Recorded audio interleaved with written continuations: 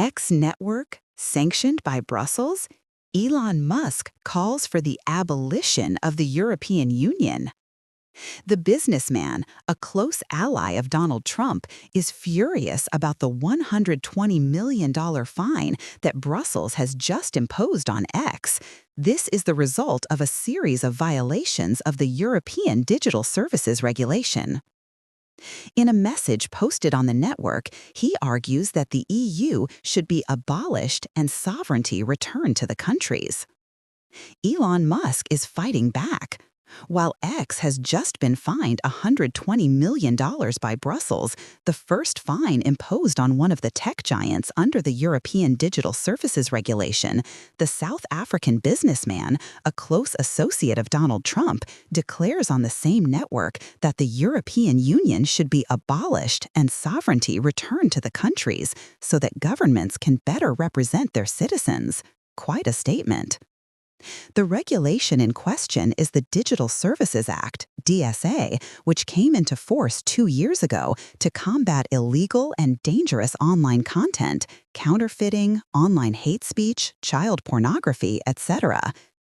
To this end, it imposes stricter obligations on the largest platforms operating within the European Union, obligations that the companies concerned are reluctant to implement. Heading towards a diplomatic crisis? The sanction announced on Friday only concerns the violations notified to X in July 2024, when Brussels simultaneously accused the platform of deceiving users with the blue check marks meant to certify information sources, as well as insufficient transparency regarding advertising and failure to comply with the obligation to allow access to internal data by authorized researchers. The blue check marks were originally awarded by the former Twitter to users after an identity verification process in order to help thwart fraud. But after acquiring the microblogging platform, Elon Musk restricted these badges to paying subscribers, risking, according to the EU, misleading users.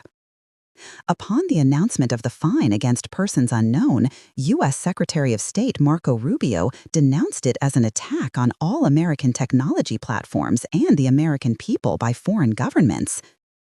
This has nothing to do with censorship, insisted Henna Verkunen, the European Commission's vice president for digital affairs, a few hours earlier, emphasizing the strict application of European regulations.